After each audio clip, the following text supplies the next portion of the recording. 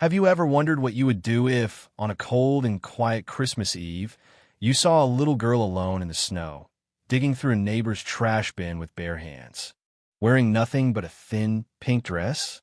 Would you ignore it and go back to your warm home? Or would you step outside and risk everything to find out who she is and why she's there? And what if you discovered a heartbreaking truth? That this child isn't just hungry, but trapped in a life of neglect and fear, hidden behind closed doors just a few blocks away. This is the story of Agnes Miller, an ordinary woman whose one small act of compassion turns into a fight to save a life, and maybe even heal her own. Before we continue this story, let us know where you are watching from. If you like stories like this, subscribe to the channel, because tomorrow we have another special story for you. Agnes Miller cowl. Dee sensed the biting chill on her cheeks as she stepped out of her car, a brown paper grocery bag balanced in each arm. Despite the festive decorations twinkling in yards throughout her suburban neighborhood, she couldn't quite shake the sadness that came every holiday season, especially after her children moved away, leaving only sporadic phone calls and distant promises to visit. It was Christmas Eve, after all, and the weight of another quiet holiday pressed heavily on her heart. She managed a forced smile while glancing at her phone. 1 p.m., Christmas Eve.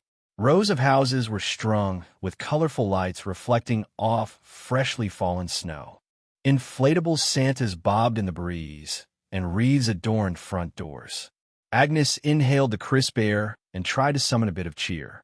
She had a ham to prepare in case her children decided to show up, though she had yet to receive a firm response from any of them. As she approached her front door, arms full, something flickered in her peripheral vision. She paused, balancing the groceries against her hip. Across the street, a young black girl in a worn pink dress was crouched over a neighbor's trash bin. The sight made Agnes's heart skip a beat. Despite the freezing December weather, the child wore little more than thin fabric. She couldn't have been older than 8 or 9. Agnes watched, concerned, as the girl hoisted the bin lid, rummaged inside, and tugged out a plastic bag. Then, with a furtive glance around, the girl slipped away down the road. Agnes stood there, torn between curiosity and alarm. Why is she alone? Why is she digging through trash, especially on a night like this? The scene stood in sharp contrast to the neighborhood's cozy holiday glow. She had never seen the child before. Their suburb, new town, was known for neat lawns and friendly block parties. Yet here was a girl foraging in garbage, apparently unnoticed by anyone except Agnes. She set the groceries on the porch temporarily to check the mailbox. Bills, a magazine, and a small advertisement slipped easily into her hand. One folded sheet of paper stood out. No return address. No markings. Agnes frowned, but decided to look at it later. Her mind kept drifting back to the girl's frightened, determined expression and how her belly had appeared oddly distended, as though she was unwell or even malnourished. Once inside, the warmth of the house enveloped her, and she let out a relieved sigh. The scent of pine and the soft glow of Christmas lights offered a brief comfort. "Rowan," she called, depositing the groceries on the kitchen counter. "I'm back from the store." From the back door, Rowan appeared, her husband of 45 years, shoulders hunched in his threadbare cardigan, a half-empty bottle of beer in his hand. "How was it?" "Crowded, I bet," he said, voice slightly gruff. She gave a short nod, attempting a smile. "Busy as usual, but I got everything for the ham. Though I saw something strange. A young girl was going through the neighbor's trash. She looked half-frozen." Rowan shrugged, his tone dismissive. "Neighborhood kids do stupid stuff. Don't get yourself worked up. Probably nothing." Agnes forced herself to stay calm. She didn't want to argue with him. Not today.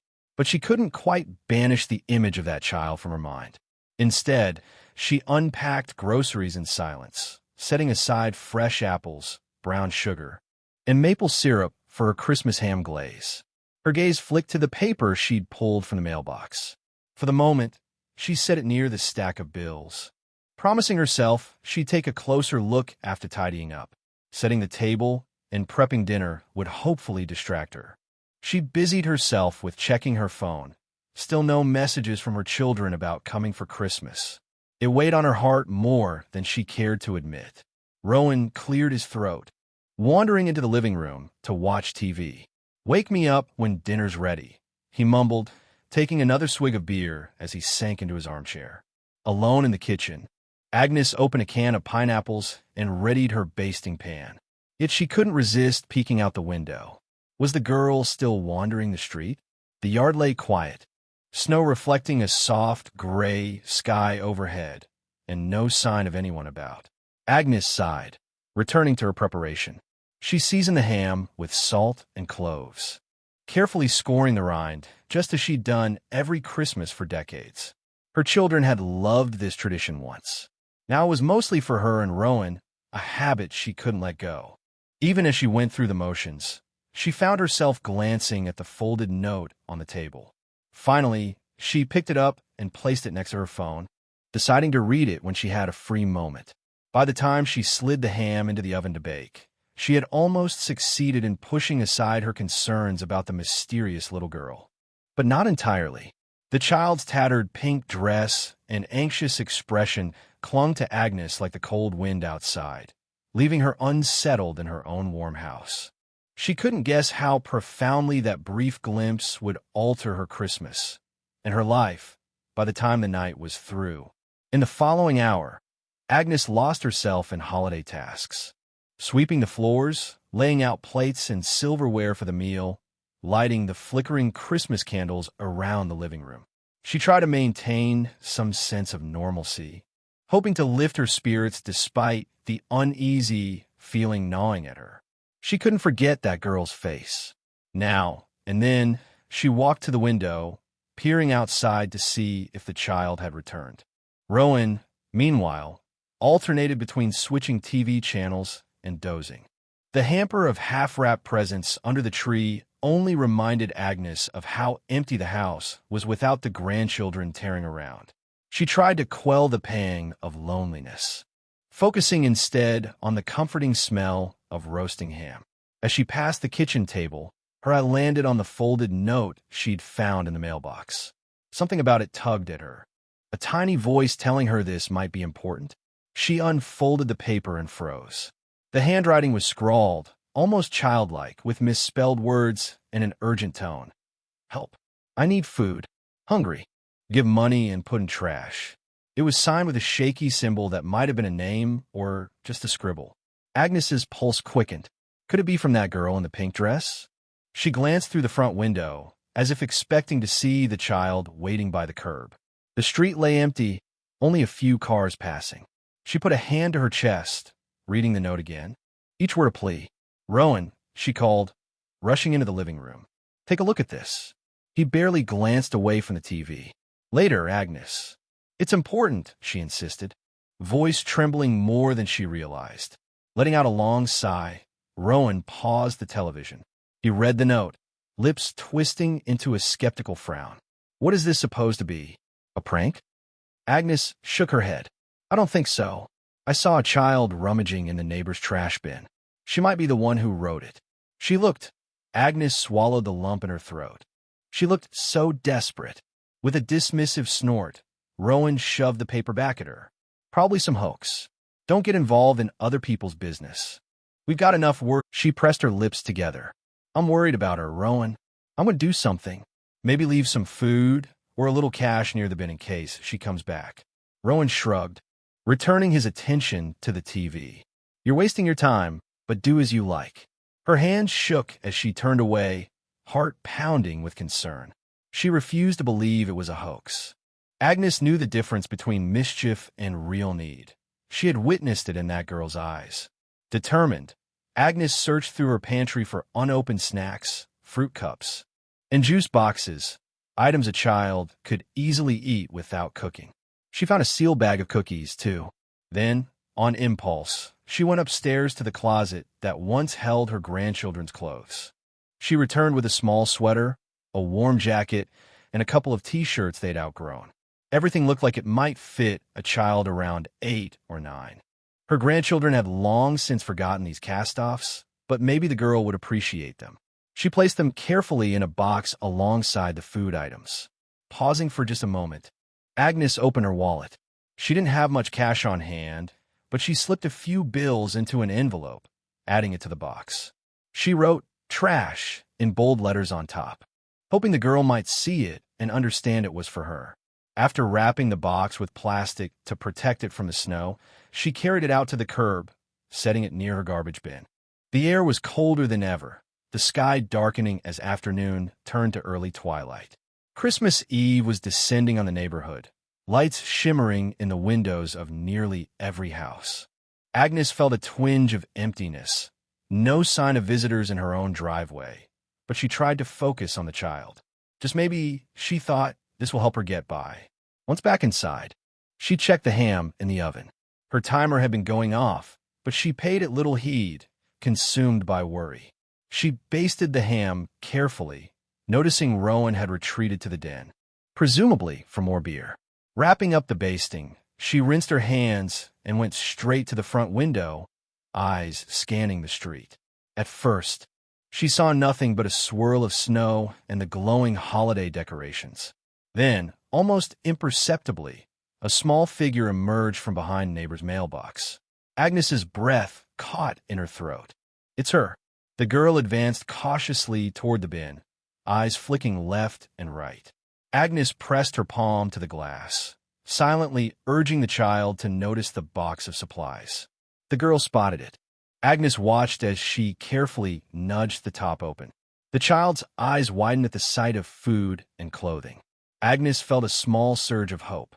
Yet heartbreakingly, the girl scooped up only the envelope of cash, clutching it with trembling hands. She hesitated, glancing longingly at the sweater and jacket before stepping back and closing the box. Then she hurried away, leaving everything else behind. Agnes's throat tightened with emotion.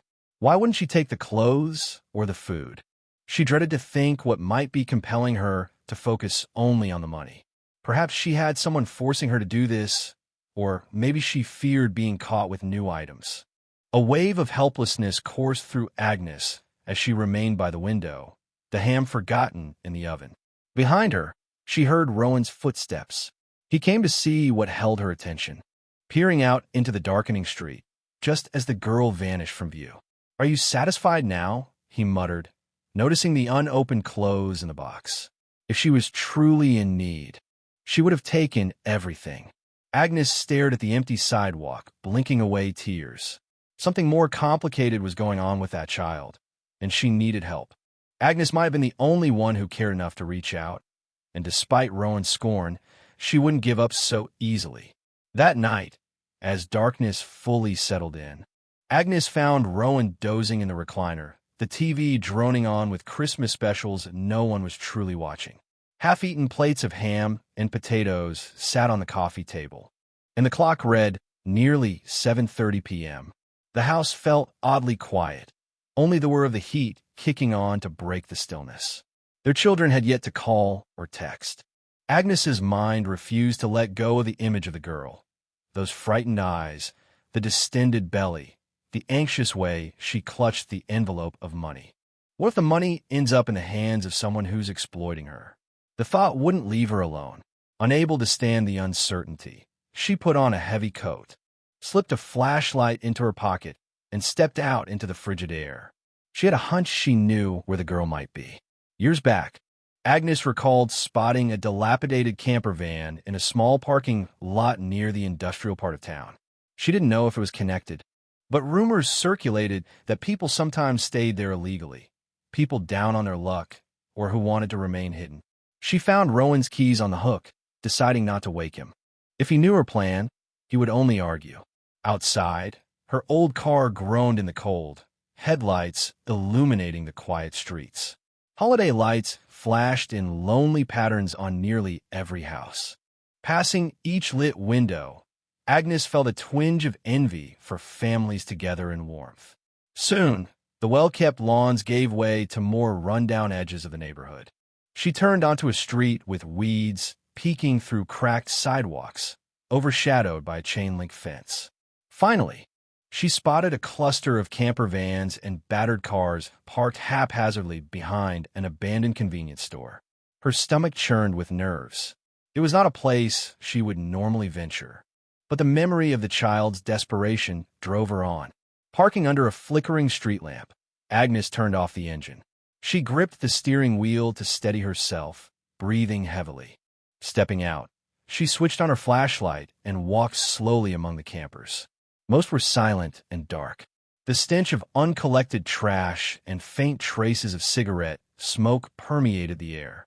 Broken glass and discarded bottles crunched under her boots. She had no idea what she was looking for until she heard muffled voices and saw a faint glow from a window. Edging closer, she spotted a camper door half open. Inside, an older woman, maybe in her 40s, swayed in the arms of a younger man, both of them looking intoxicated. Then, in the corner of the van, Agnes glimpsed a small silhouette, unmistakably that of the girl she had seen. A wave of relief and anxiety mingled in her chest. This must be her family. "Excuse me," Agnes ventured, her voice echoing in the silence. She stepped closer, heart pounding, feeling the abrasive stares of the couple fix on her. The woman yanked away from the man, face twisted in annoyance. "Who are you?" she demanded, words slurred with alcohol. Agnes cleared her throat. "My name is Agnes. I've been seeing your daughter around. She's been going through the trash bins in our neighborhood. I just want to make sure she's all right." At the mention of trash bins, the man scowled. "This is none of your business. Get lost." Before Agnes could respond, she noticed the girl, Maya. She learned her name was peeking out from behind a small makeshift curtain. The child's eyes flickered with recognition, but she remained silent. Agnes tried to soften her tone. "I saw her alone in the cold. She looks so hungry. And I—" "Shut your mouth," the woman snapped. "We're doing fine. We don't need your help." She wobbled precariously, nearly losing her balance. "She's got everything she needs right here." Agnes fought the urge to argue. Clearly, that wasn't true. Still, the tension in the cramped space crackled. She knew she had to tread carefully. "I'm only worried about her. It's Christmas Eve. No child should be out digging in the trash." The man stepped forward, eyes bloodshot. "Lady, I said get lost. You want trouble?" Agnes's heart hammered at her chest. She could sense danger in the man's stance, but her concern for the child overrode her fear. She glanced at Maya's swollen belly, noticing again how unnatural it looked. At 8 or 9 years old, it certainly wasn't a normal roundness, more likely severe malnourishment. "Please," Agnes murmured, her voice earnest. "Just let me give her some warm clothes. Some food. You can take it or leave it, but—" "I said enough," the woman screeched, stumbling to block Agnes's view of Maya. "Maya, get back in here." "Ma'am," Agnes tried again. "Get out," the man barked, stepping so close that Agnes smelled the alcohol on his breath. Maya whimpered, tugging at her mother's coat. Her expression, though fleeting, displayed a mix of fear and longing. Torn by helplessness, Agnes felt tears prick her eyes. She had no idea how to reach the girl without provoking more aggression. Slowly, she raised her hands in a placating gesture. "I'm leaving," she whispered. "I just hope you'll let her have this." Digging into her coat pocket, Agnes pulled out a small bag of snack bars and a carton of juice she'd brought. She set them gently on the van's step, ignoring the adult's furious scowls. Then she backed away, an aching sense of defeat settling in her gut. She had come so far only to be dismissed. In that brief moment before the camper door slammed, she glimpsed Maya's eyes. They brimmed with unspoken gratitude and sorrow. Back in her car, Agnes gripped the steering wheel, breath unsteady. She felt overwhelmed by a need to do something more. Yet fear and uncertainty mingled in her mind. Was it even safe to return? The father, if he was even her father, had threatened her. Still, the memory of Maya's face, that silent plea, refused to let her turn away. "This isn't over," Agnes whispered to the empty passenger seat. She started the engine, the headlights cutting a path through the grim lot. Christmas Eve might have been drawing to a close, but the night was far from finished, and so was her determination to protect that little girl. Agnes arrived home to find Rowan pacing the living room, phone in hand. "Where in God's name have you been?" he demanded, voice taut with anger and worry. "I wake up, you're gone. Car missing. I thought you'd crashed or something." She shut the door, coat dusted with snow. Her cheeks burned, partly from the cold and partly for frustration. "I'm sorry. I want to find that girl, Rowan." "And I did." Her voice faltered as she recounted the squalid camper, the hostile adults, the fear in Maya's eyes. Rowan shook his head sharply. "I told you to leave it alone. You could have been attacked." "I know," Agnes admitted. "But I couldn't just do nothing." Tears welled in her eyes as she lowered herself onto the couch. The whole house was dim, the tree lights casting faint patterns on the walls. "They threaten me. But worse, they threaten her. That poor child has nowhere else to go." Rowan hesitated. He was often gruff and jaded, but something in Agnes's trembling voice made him pause. Setting his phone aside, he sank into his armchair. "What do you plan to do?" he asked, his tone less hostile than before. "They're her family. If they're not taking care of her, that's for Child Protective Services to handle, not us." Agnes wiped her eyes. "Maybe that's exactly who I need to call." She glanced at the clock. Nearly 9 p.m. On Christmas Eve, would they even respond? The notion of calling the authorities felt drastic, but if it protected Maya, it might be the only way. She swallowed hard, pulling out her phone. "I'm calling 911, she murmured. "Think carefully," Rowan said, voice weary. "They might not do much tonight, and if they go over there, you could make enemies." But Agnes's mind was made up. "I can't leave that girl with no help. If they do nothing, then fine, but at least I'll have tried." Mustering her courage, she dialed. The dispatcher's calm voice answered. 911. "What's your emergency?" Agnes briefly explained the situation. A young child, likely neglected, living in a camper van with adults who seemed intoxicated and aggressive. She gave them the rough location and her contact information. The dispatcher remained professional, though Agnes could sense doubt over whether Child Services could respond on a holiday. Still, they promised to send a unit to check. After hanging up, Agnes exhaled shakily. Now we wait. She and Rowan spent the next hour in tense silence, the TV droning on about holiday parades that neither of them watched. At about 10:15 p.m., a knock at the door startled them both. Opening it, Agnes found 2 police officers, snow dusting their shoulders. "Ma'am, you reported a child in distress," said the older one, scanning Agnes's face. "That's right," Agnes said, motioning them inside. She introduced Rowan, then repeated her story in detail. Maya's rummaging in trash, her bare clothes in the cold, the confrontation with the drunken couple. The younger officer rubbed his chin. "That's the camper lot near the old convenience store. We've had some complaints there. Look, we can head over, but with it being Christmas Eve, our resources are stretched. We'll try. Can you come with us to show us where exactly?" Anxious, Agnes nodded. "I will." She glanced at Rowan, who looked torn. He blew out a breath. "I'll come too. This time we'll let the cops handle it." Gathering coats and locking the house, they followed the officers in their squad car, retracing Agnes's route. Snow had thickened, and the roads glittered under street lamps. The holiday glow of the suburban houses faded into dim industrial edges, leading to that same dismal parking lot. When they arrived, the officers stepped out first, guns holstered but hands at the ready. Rowan and Agnes waited near the car. Moments later, voices were raised. A man's shout, Darius's Agnes recognized, rang out. Then a woman's shrill yell. Presumably Maya's mother. The cops ordered them to step out of the camper. It was chaos.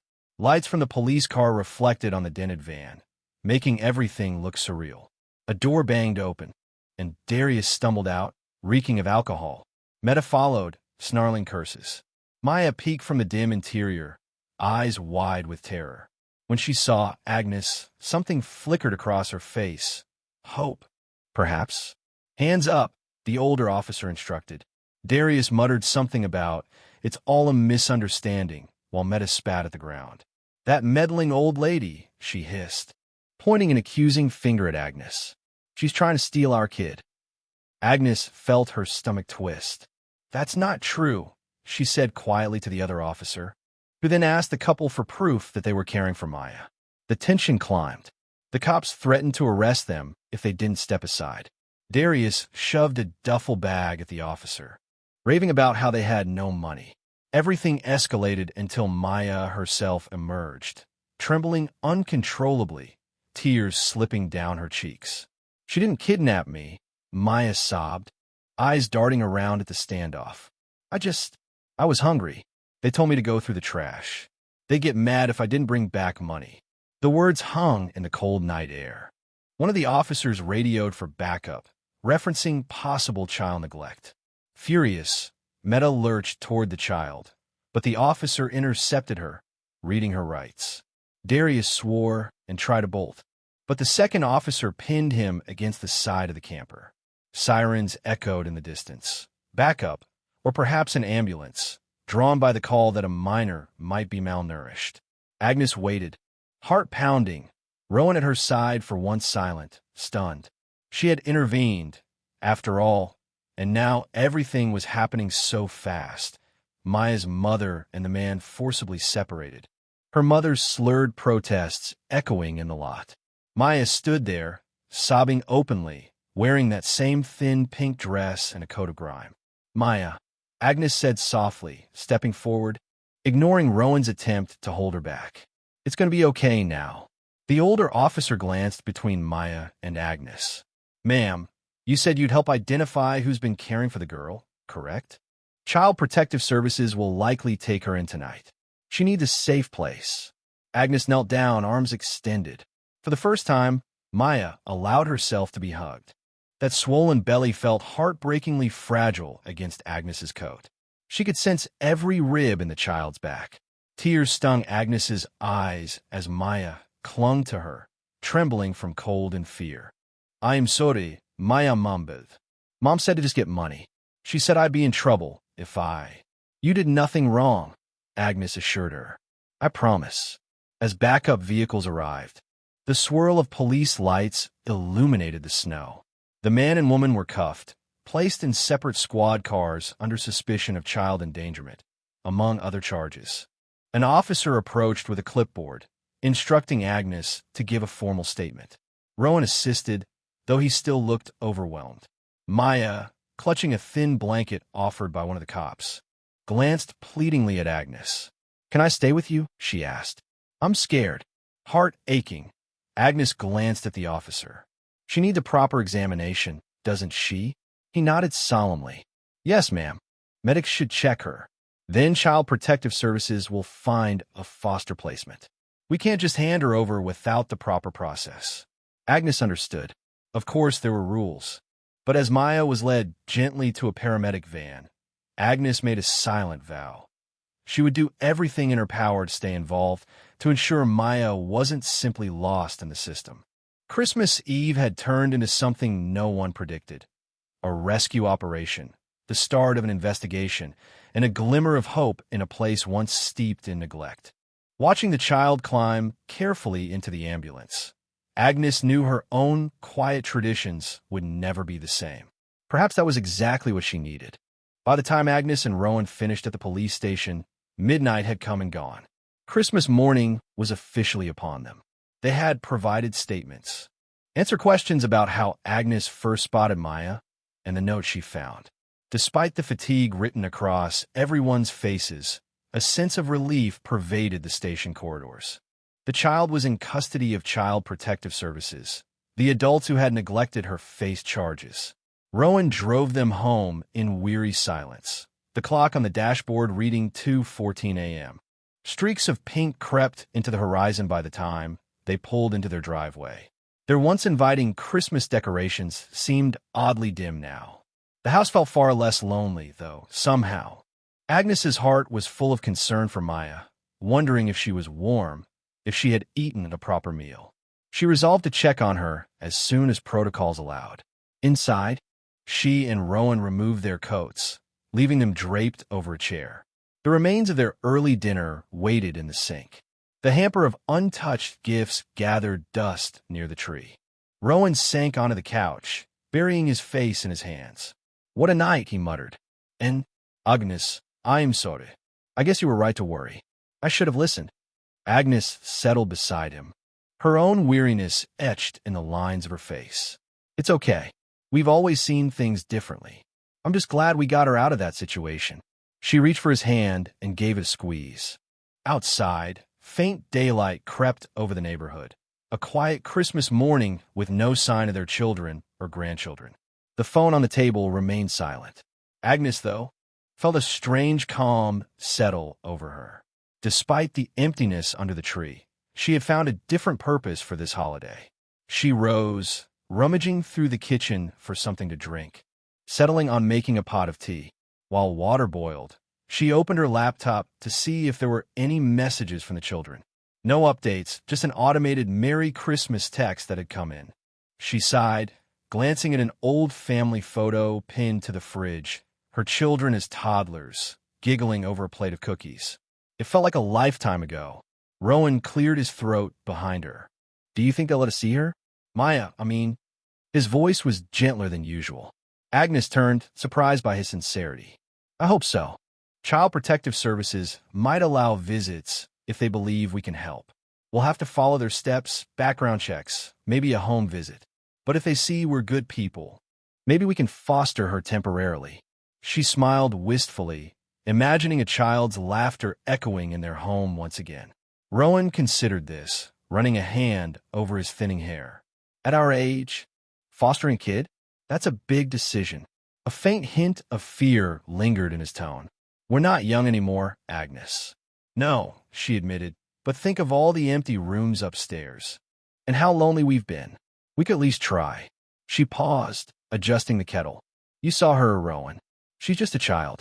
She needs stability and love." He nodded, shoulders slumping as he exhaled. "All right, let's see what the social workers say. We'll figure it out together." A gentle hush settled between them. The boiling water whistling to signal the tea was ready. Agnes poured 2 cups, handing one to Rowan. Soft steam curled into the kitchen air. They sat at the table, watching dawn break through the window. The phone on the counter buzzed, a single text from their oldest daughter, wishing them a Merry Christmas from overseas. No mention of visiting, no mention of time. Rowan sighed, tucking the phone away. "I guess they're on the beach or something." Agnes found she couldn't muster the usual hurt. Her heart was already invested elsewhere. "They'll call when they can," she said with a small shrug, sipping her tea. And for the first time, she felt the sting of being forgotten lessen just a bit. "I have something else to focus on," she thought. A few hours later, after a brief nap, she and Rowan dressed and visited the police station again, hoping to learn about Maya's status. Though it was Christmas Day, the station bustled quietly with staff. Eventually, a social worker arrived, a weary smile on her face. She recognized Agnes from the night before. "Maya's in a protective shelter for now," she explained softly. "We'll get her a medical exam soon.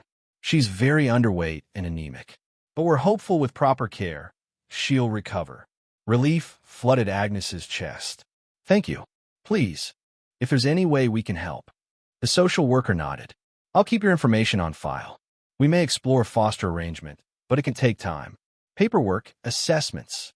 Meanwhile, we'll ensure Maya is safe."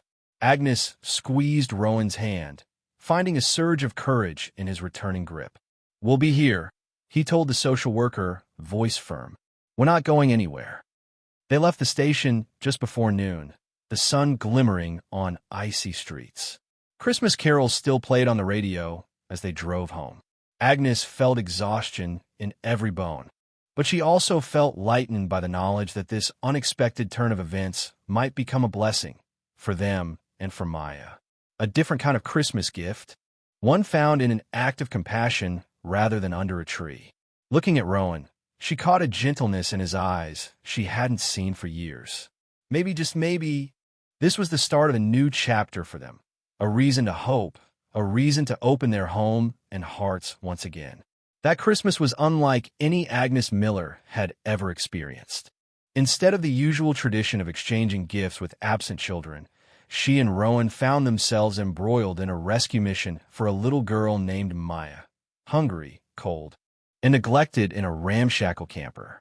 Although the couple had never expected to become saviors on Christmas Eve, they discovered a cause that reawakened long-dormant compassion in their hearts. In the weeks that followed, the impact of that night rippled through their lives. Child Protective Services began the slow, methodical process of determining the best place for Maya. Agnes and Rowan attended meetings with social workers, had their home checked, and spent hours every evening recounting the story of how they first encountered that small child in the pink dress. Though they faced bureaucratic hurdles at every turn, their conviction never wavered. Each step drew them closer to the possibility of giving Maya a stable environment, something she'd never truly known. Their children, far away and absorbed in their own routines, were initially baffled by their parents' sudden mission. Yet, in time, even they admired Agnes and Rowan's resolve. Christmas Day had come and gone, but for Agnes, the spirit of that holiday remained, a reminder that family wasn't always defined by biology and that there was always room for one more at the table. Eventually, Agnes and Rowan were granted permission to foster Maya, providing her with warmth, security, and attention she had desperately lacked. That next holiday season, the house was filled once again with the sound of a child's laughter, as well as the faint smell of pine and cinnamon.